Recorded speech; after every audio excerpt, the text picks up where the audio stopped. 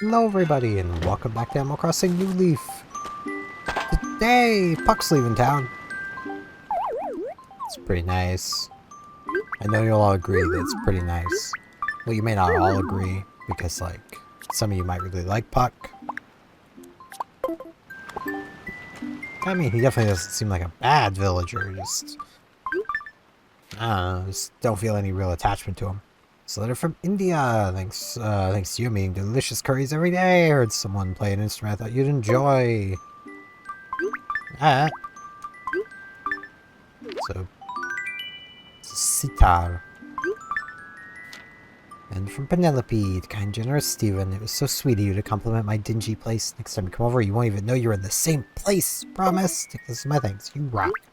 Is this one of your rocks? So your house could actually look better? Nah, it's a picnic table.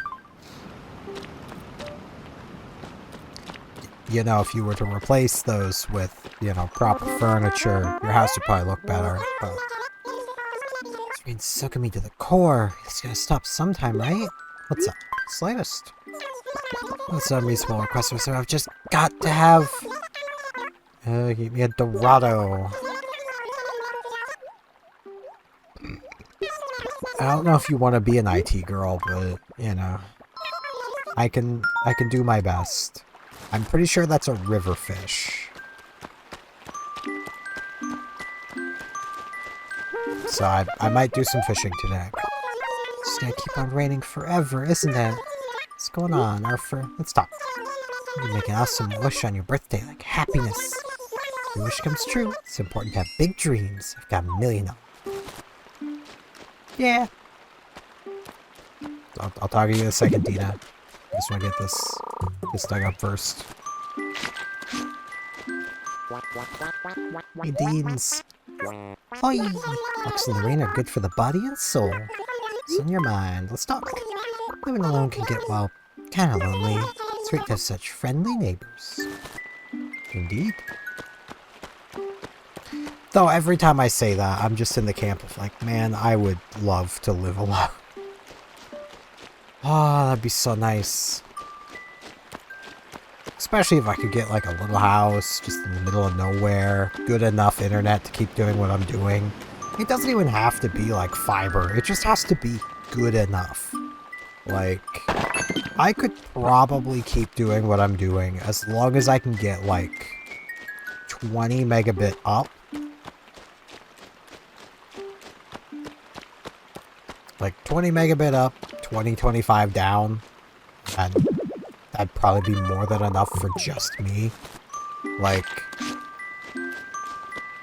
there are times where our gigabit, or quarter gigabit internet, does not feel like enough. But that's because there's 4 of us here using it. And, my oldest brother does have a tendency of starting a really big download and then going to sleep. So his computer will still be using a ton of bandwidth, but he's asleep. And his logic for that is, well, if he did it while he's awake, then it would be inconveniencing him. Yeah, it's inconveniencing everybody else. From my home, can I help you? Let's talk. You hear the news? Puck's getting ready to move. He doesn't have a town picked out yet, but that's not stopping him from packing. A bold decision. I mean, I'm sure he'll find one.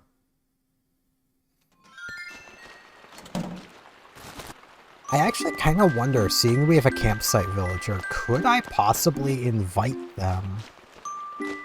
Even though technically we have no space. I don't know how that works, so I hope they're not somebody that I really want. Like, if they're like Diva, that's gonna suck. Because I'm gonna want Diva. Like, she's my girl. Like,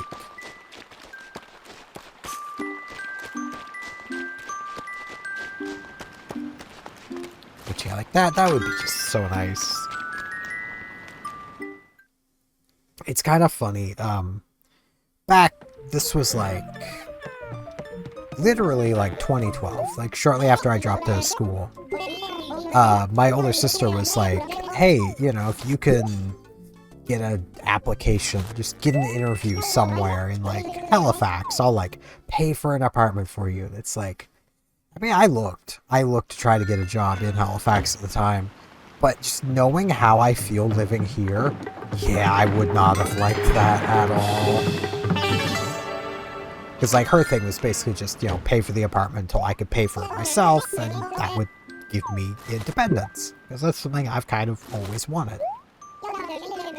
But like, man, do I not like the city I'm in now, and Halifax is much bigger.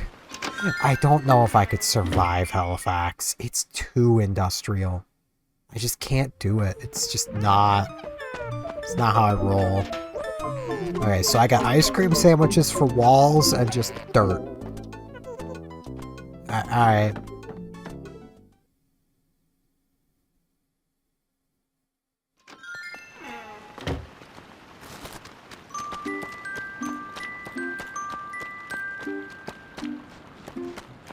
Okay, I should be fine. Pinky's got places to be.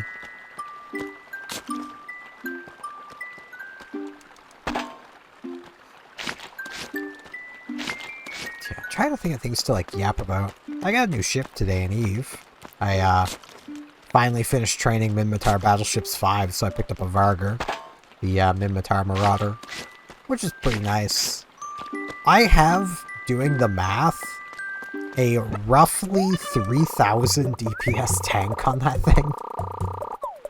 Which is so much more than my Paladin has. This might sound sort of crazy, but there's a lab accident, a bunch of beakers blew up, a shovel there, super pink. Oh, me too, I love pretty things. No wonder we get along so well. Alright, is this your book?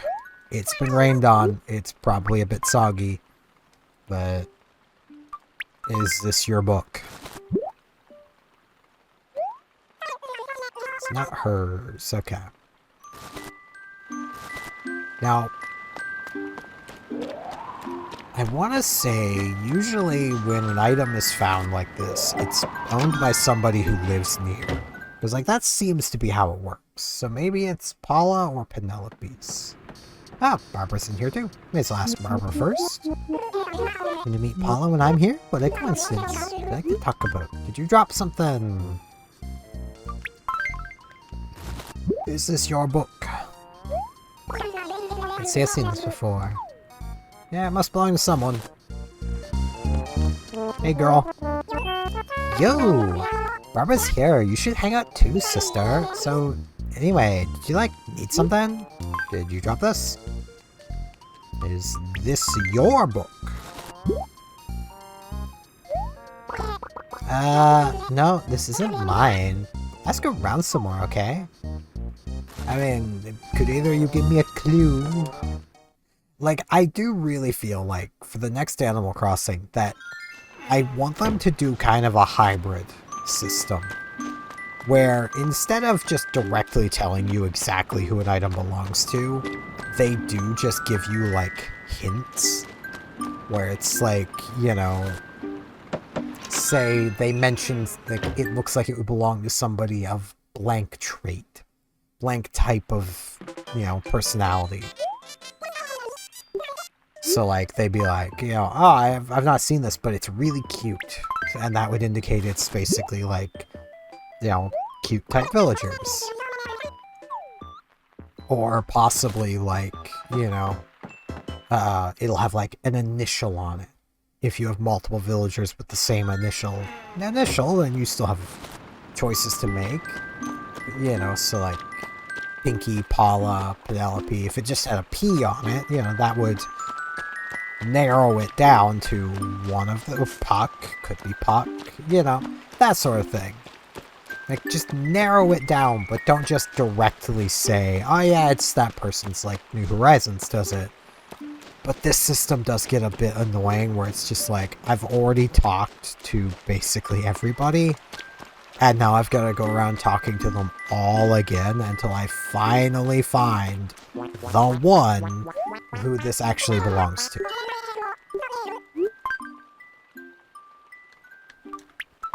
But I honestly do feel like we're probably going to get news on New Animal Crossing, like, within a year. I really do feel like that, because, like, I want to say the 3.0 update for New Horizons was probably a, like, interest check. You know, basically, I don't have the space to move that flower. You know, basically just Nintendo going, hey, if this is Steven, having the rain can stop you from playing outside, huh? What's on your mind? Drop this. Like, they're just checking to see, do people even still care? And obviously people did, so, you know. Okay, it basically has to either be Cookie or Costaus. I'm really hoping it's Cookies, because Costau isn't home.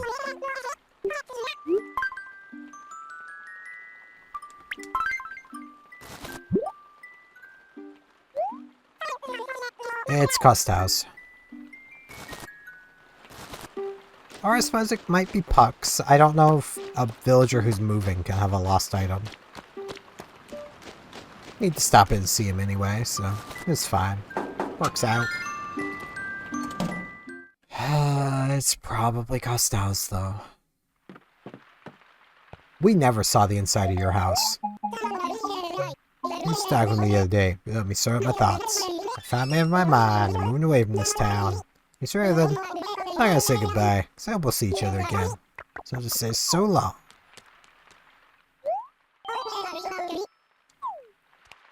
Okay, no. They cannot have... He cannot have one. It's Costau's. I've now checked with literally everybody else. It is Costau's.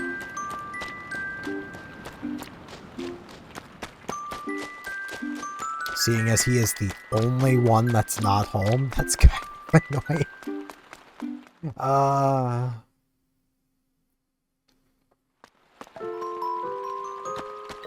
But yeah, for those who might be curious... Oh, hey, Annalisa? Hello, you're looking great. Thought I might run into you here, Gumdrop. How I calculate my DPS tank on my Marauder. And you can kind of do this in any game, that you can know your resistance to damages if there's multiple damage types. In EVE, there are 4 damage types. EM, Thermal, Kinetic, Explosive.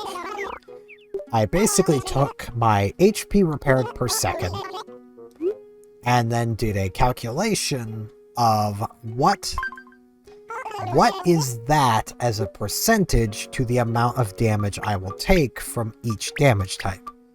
So, you know, basically X is a percent of, you know, is what percent of Y kind of thing.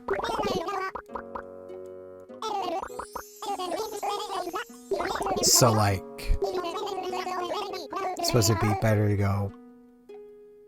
I'm trying to think of a way I can explain this without, like... So you take, like, 500.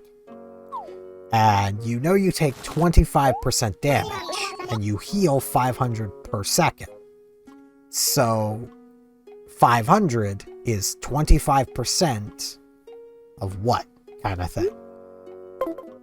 And I believe in that case it would be, like... literally 2,500, I believe. I'm not the greatest at doing that calculation in my head. I use a percentage calculator for that stuff, because I'm lazy. Yikes! Oh, it's you. You sneak out on me like that. I don't know how I did. You watched me come up. Man, it's Steven. Really nice. You always do. And we got Mo! Great old Steven. I'd come visit Oracle today. Good to see you.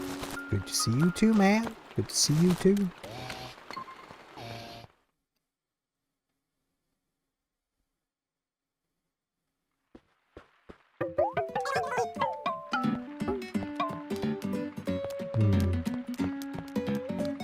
Giant ice cream.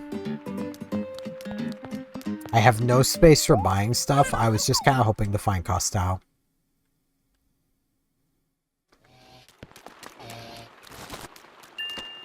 But yeah, you can kind of do that in any game. I mean, even if there's just one. Basically how I figured out my average is you take all 4 numbers for Eve, and then you average them together. My saying 3000 isn't an exact average. It's just me mental mathing it out and probably being... Oops, I hit the wrong thing. I'm good. That's what chat. That's what chat. Now this is what people are known to slack off the most on Tuesdays. It's true. If a seamstress is gonna make a mistake, you can bet your buttons it'll be on a Tuesday.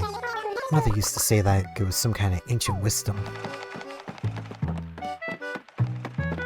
I've never noticed that I slack more on any day, but that could just simply be because I never take a day off. Ooh. Computer, what's up? My controller just disconnected, reconnected. The webcam just refocused. What is up, computer? There was a massive CPU spike. Both of my SSDs had a massive read spike. What? It's so weird.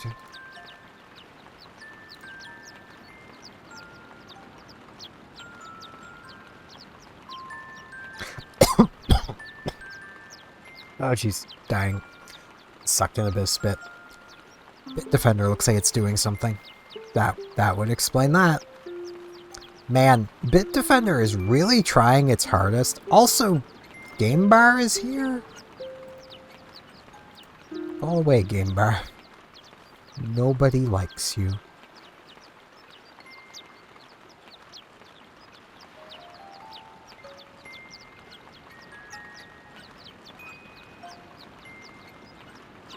Yeah, it looks like BitDefender, but BitDefender seems to be doing everything in its power to make me uninstall it.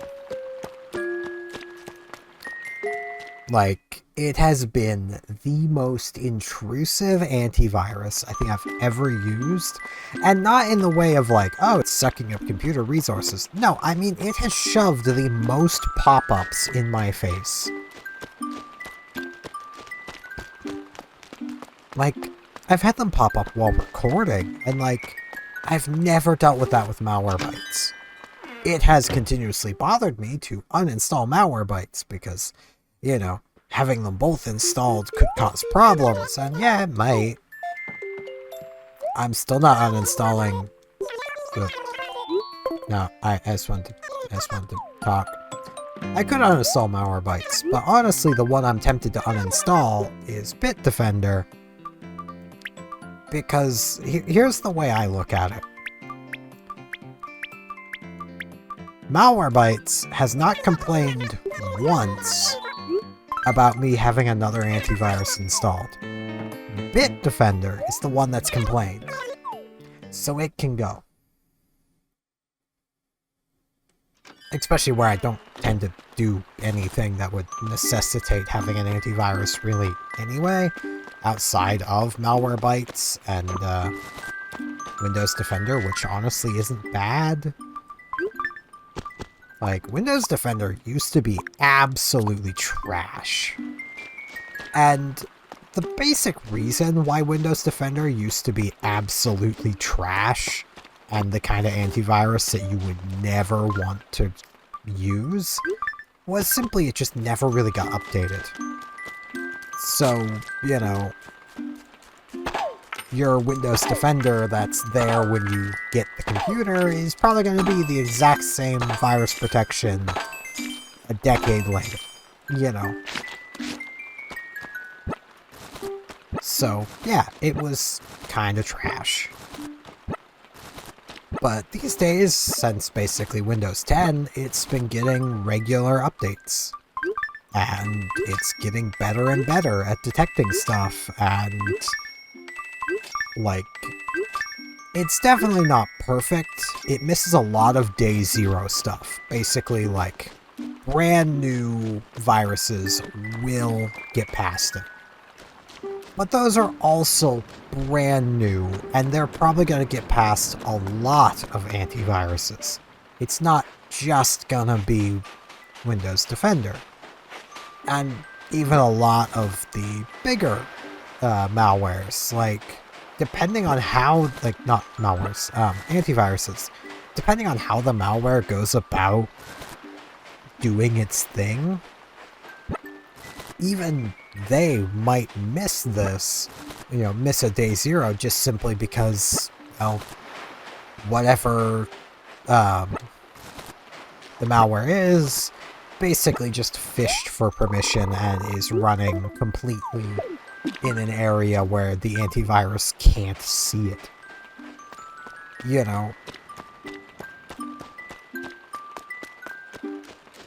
Or is just simply operating in a way that they've never seen before. Anything's possible. So, I don't really hold that against Defender. Honestly, I've been seeing a lot more lately of people being like, oh, I switched to Linux and it's so great. And, I'm still in the corner like, is it though? I have had so many issues with the Linux install on my laptop.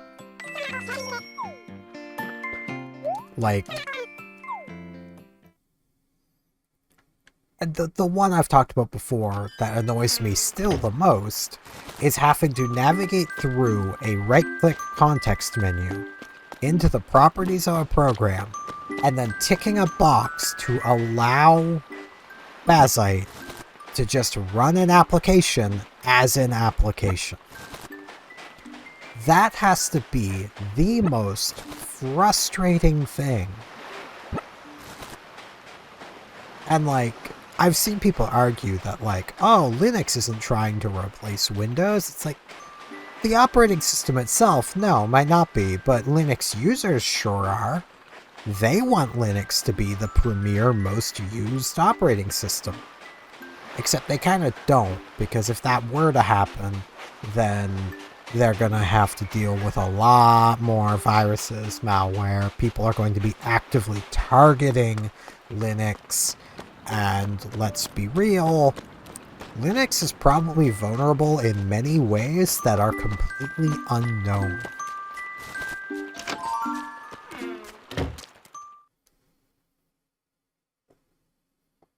And a lot of that just comes from people aren't targeting it.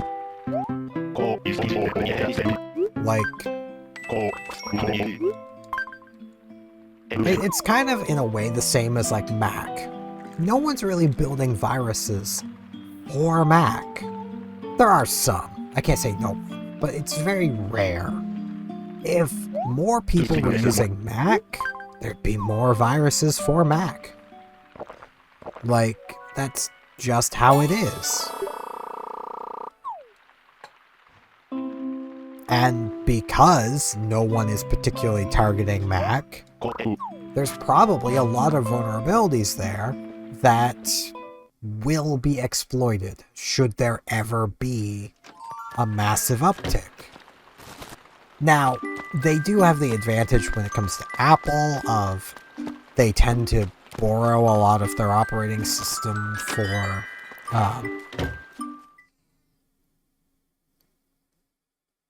they don't borrow it for yelling. That was Costau. Can I give him the last item in here? The type of guy who can't decide on things right away. Alright, it's have me to pick or not now. No, I can't. Man. But yeah, for Apple phones, they have probably a decent bit of crossover. And people do build viruses and stuff for Apple phones. So, they're not going to be completely helpless, and technically even the operating system on my phone. This is technically Linux. Which is also how I know that the desktop Linux experience doesn't have to be bad. They're doing it on purpose. The worst part is when you get someone arguing with you that, no, it's totally good, you just need to do all of the tweaky things first. It's so I have to make it good, then it's not good. If I have to put the effort in to make the operating system not suck, then it's a bad operating system.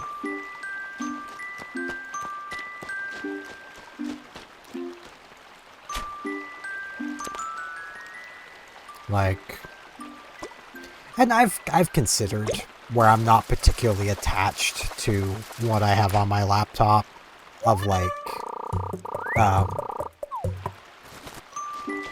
trying a different Linux distro. Like, I keep hearing Mint is good. There's a few others I've heard that should be fine. Like, I went with Bazite because it's apparently one of the best for gaming compatibility. And that's all I want the laptop doing. Like, I'm not using it for production. I'm not using it for anything but gaming, really. Like,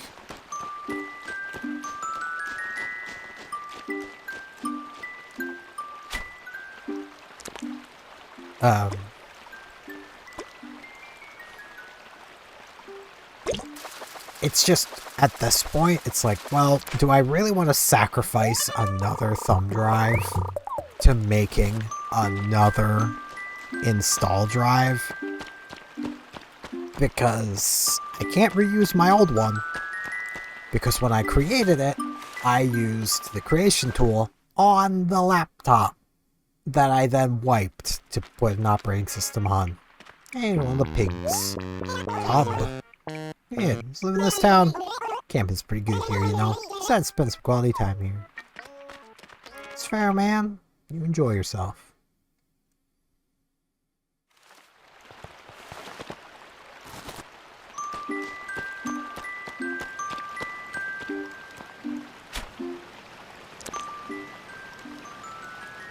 I know there's one of you guys watching who at least was trying. I think you mentioned you succeeded at it, but I don't fully remember. Of getting a village entirely full of the pig villagers, which I think is pretty cool.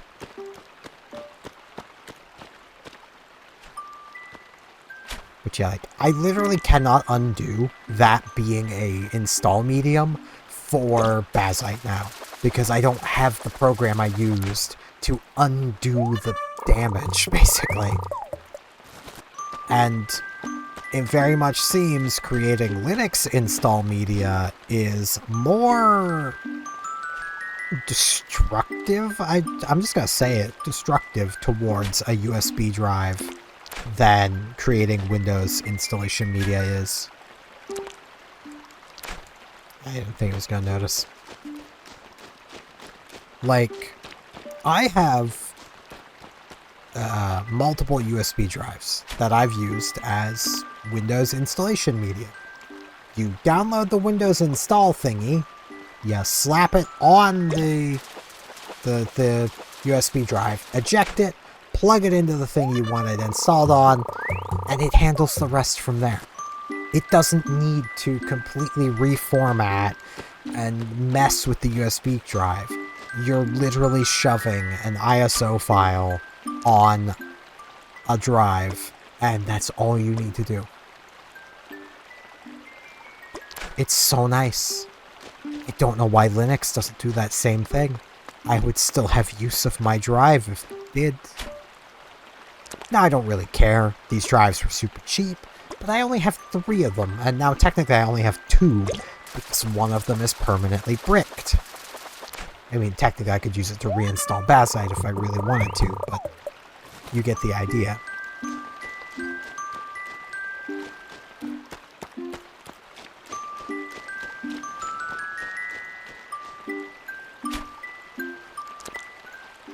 Like, and sure, you can make the argument that I probably should have created the installation media on my desktop, so I could then undo it. The problem is I didn't know I'd have to use that program again to undo it. It made no mention of this. So, I didn't think it was gonna matter, because, you know, I'm used to how Windows does things.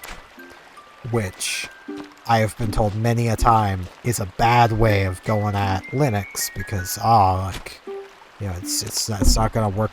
Oop, be really careful with my mic cord. You know, Linux does things very differently, and it's like, yeah, I'm realizing this more and more. It does things in the objectively worst way most of the time, it seems. Like...